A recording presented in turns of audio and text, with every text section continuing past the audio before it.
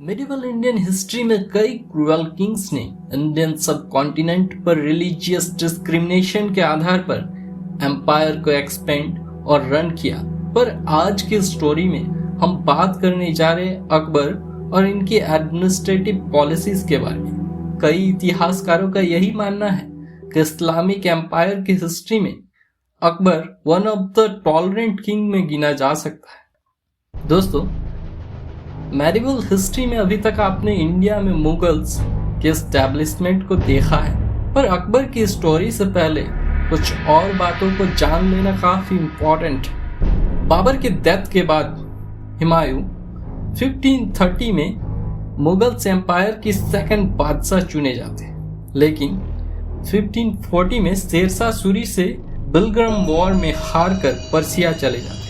बिहार के सासाराम के अफगान डायनेस्टी को बिलोंग करने वाले शेरशाह सूरी ने 15 वर्षों तक एम्पायर को रूल किया। इन 15 इयर्स में बिजनेसेस और ट्रेडर्स के लिए ग्रैंड ट्रंक रोड और सराय का कंस्ट्रक्शन करवाया गया। 1555 को हुमायूं काबुल की एम्पायर की हेल्प से सिकंदर सूरी को डिफीट कर पुनः बादशाह बन जाते, पर केवल एक वर्षों के बाद ही 1556 को सीढ़ियों से गिरकर इनकी डेथ हो जाती। चलिए दोस्तों, स्टोरी में एम्परर अकबर के एडमिनिस्ट्रेटिव वॉर और पॉलिसीज को समझ लेते हैं। हुमायूं के डेथ के बाद ही 1556 में अकबर को मुगल डायनेस्टी का थर्ड किंग बनाया जाता है, जब अकबर की एज मात्र 14 वर्ष की थी। पर हुमायूं के डेथ की न्यूज को सुनते ही अफगान के हिंदू जनरल हेमू ने आगरा पर कॉन्कर कर लिया। हेमू को पता था कि मुगल एम्पायर में केवल 14 वर्ष के किंग एम्पायर को संभाल नहीं सकता, पर दोस्तों ऐसा हुआ नहीं। 1556 में अकबर और हेमू के बीच सेकेंड वॉर ऑफ पानीपत में अकबर ने हेमू की हत्या कर दी थी।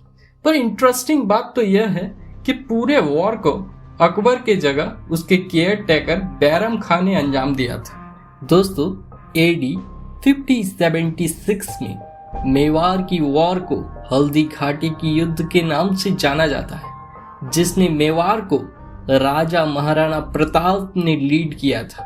पर वॉर के साथ ही साथ अकबर ने एम्पायर को एक्सपेंड करने के लिए मैट्रिमोनियल अलायंस या वैवाहिक गठबंधनों की पॉलिसी का इस्तेमाल किया, जिससे राजपूतों के साथ रिलेशन अच्छा होने से कई वॉर में अकबर को राजपूतों का सपोर्ट मिला। दोस्तों, हिस्टोरियंस का मानना है कि अकबर का रिलीजन पर काफी इंटरेस्ट था। अकबर ने अपने रिलीजन इंटरेस्ट के कारण ये सोचा कि क्यों न सभी रिलीजियस स्कॉलर्स के बीच चर्चा करवाई जाए, जिसके लिए अकबर ने इबादत खाना को सिकरी में कंस्ट्रक्ट करवाया। 1582 को अकबर ने एक नई धर्म दीन इलाही को एस्टैब्लिश किया, पर इस नई रिलीजन की ज्यादा पॉपुलैरिटी ना होने से दीन इलाही फ्लरिश ना हो पाया। दोस्तों, अकबर को रिलीजियस टॉलरेंट किंग इसलिए भी कहा जाता है क्योंकि जजिया और तीर्थ पर लगने वाले टैक्सेस को अकबर ने एबॉलिश कर दिया था, जिसे वर्षों से कई मुस्लिम शासकों द्वारा नॉन इस्लामिक या हिंदू पर लगाया जाता था। आपने अकबर और बिरबल की कई मजेदार कहानियों को सुना ही होगा, पर चलिए अकबर के दरबारी नवरत्न को जान लिया जाए। राजा टोडरमल रेवेन्यू और फाइनेंस का मिनिस्टर था, जिसने 10 साल टेक्निक से टैक्सेस को कलेक्ट करना स्टार्ट किया। अबुल फजल आईने अकबरी और अकबरनामा के ऑथर, जिससे एडमिनिस्ट्रेशन और हिस्ट्री का पता चलता है। बिरबल अब्दुल रहीम खाना खान तानसेन, जो कि एक फेमस म्यूजिशियन थे, जिसके बारे में आपने सुना ही होगा। दोस्तों, यूनेस्को वर्ल्ड हेरिटेज साइट की लिस्ट पे शुमार है हुमायूं का मकबरा, आगरा का किला, बुलंद दरवाजा, लाहौर का किला, इलाहाबाद का किला।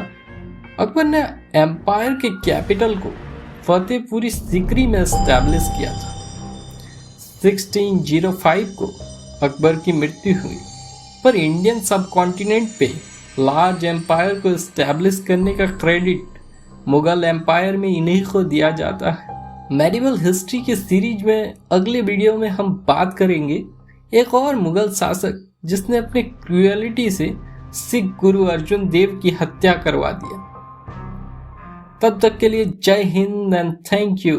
अगर आप नए हैं तो प्लीज सब्सक्राइब कर दें और अपने दोस्तों के साथ शेयर करना बिल्कुल ना भूलें।